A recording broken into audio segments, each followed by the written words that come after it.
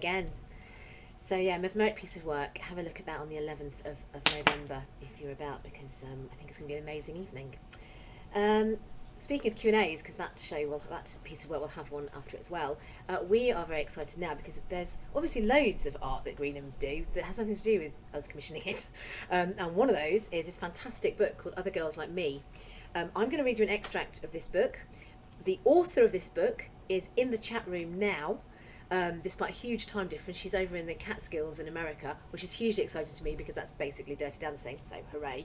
And she's going to we're going to then show an interview with her and our lovely Vanessa, who is the co-production woman with me on running Greenham Women Everywhere sort of stuff.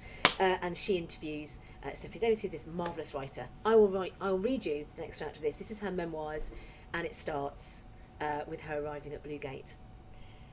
Welcome to Bluegate! A woman with long, wild, dirty blonde hair with shaved sides and multiple ear and nose piercings was striding towards me. Before I knew it, my tent was being erected. Oh, a word I soon learned was very funny here, because this was a women's peace camp with a lot of lesbians, and a local law had just been passed banning erections on the common, hence the recent attempts at evictions.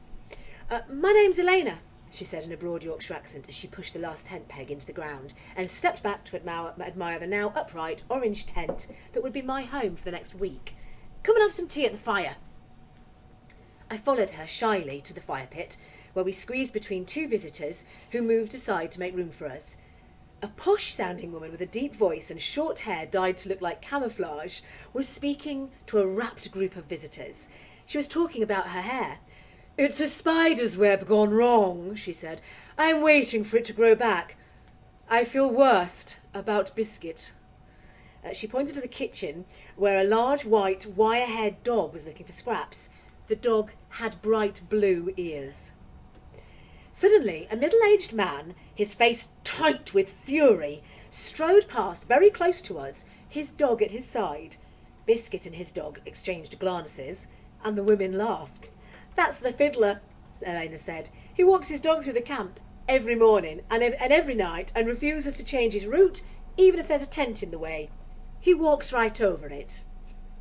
Elena was smiling and rolling a cigarette in licorice paper, her filthy fingernails poking out from fingerless gloves, delicately creating a perfectly rolled roll-up. Do you want one? She asked. I did, but I was afraid of how badly I rolled them, and I hesitated. She put the cigarette in her lap and started to roll another, and I breathed a sigh of relief. Then she lit them both, placed one to her lips and handed one to me. I was reminded of a famous scene from a Bette Davis film, unable to remember which one, as I smiled inside, thinking of how different the two of us looked from the elegant couple in the film, standing in the window, as the dashing hero took two cigarettes in his hand, lit them and handed one to the heroine. I looked into Elena's blue eyes as she lit my roll-up. I took a drag and then I looked away, afraid that she'd be able to tell that I thought she was the most beautiful person I'd ever seen, with her smiling eyes, aquiline nose, slender frame and carefree nature. Cruise watch! Cruise watch! We jumped up and raced through the woods, leaping over the tent pegs, skirting on the trees at top speed, visitors and Greenham women alike. When we arrived at the gate, dozens of police officers were already running up the hill from town, a sea of dark blue descending upon the camp like a blot of ink, spreading to form a huge barricade, protecting the entrance to the base and blocking us from the road. Their first action left all of us stranded in the forest, unable to get to their vehicles and follow the convoy. I watched helplessly from behind the line of police officers standing shoulder to shoulder, facing us. We couldn't get to the phone box on the housing estate way down the hill to call our campaign for nuclear disarmament friends in Newbury. When they got the tip-off, they would set into motion a sophisticated telephone tree of cruise watchers in neighbouring villages, each person picking up the phone to make a new call as soon as they hung up. These ordinary and extraordinary men and women stopped in the middle of baking bread or gardening or fixing cars or watching TV and leapt into action. They jumped into their vehicles and fanned out around the Berkshire and Hampshire countryside to track the nuclear monsters as they crashed out around our narrow village lanes. Once my mother saw one lurching ominously over the bridge in front of Dove Cottage, with its cooing doves living on the thatched roof in St Marybourne's village square, more used to Morris dancers with bells than nuclear missiles on convoys.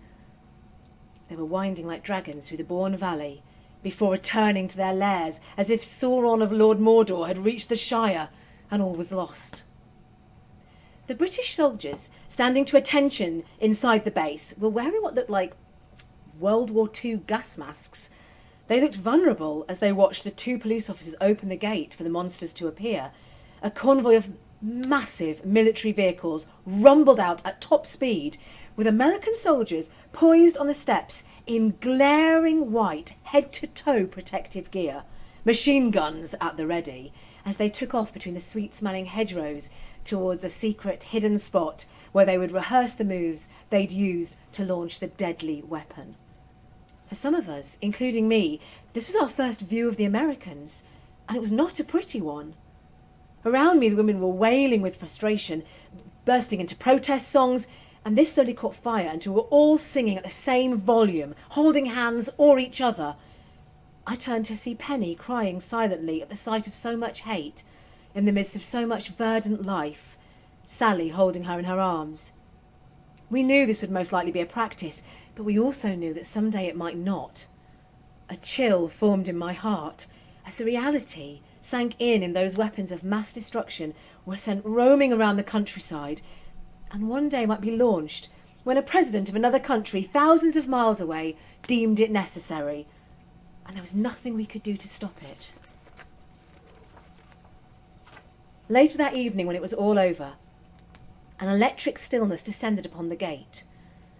I was sipping tea from a cracked mug, and I walked to the entrance to chat to a policeman who was rubbing his hands to keep them warm. The police didn't have fires as we did. It was dark, and the peace camp was invisible from where we stood in an eerie pool of yellow light at the entrance to the base. We were brightly illuminated for all to see, as if on a film set. "Don't you realise that nobody offered you any protection?" I said. "The Americans got the white super suits, the British soldiers got outdated gas masks, but you didn't get a thing. So you'd be dead now.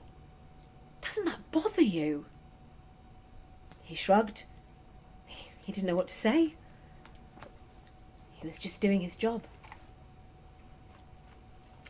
It is unputdownable, I have to say. I really reckon you should get your copy. It's a fantastic read.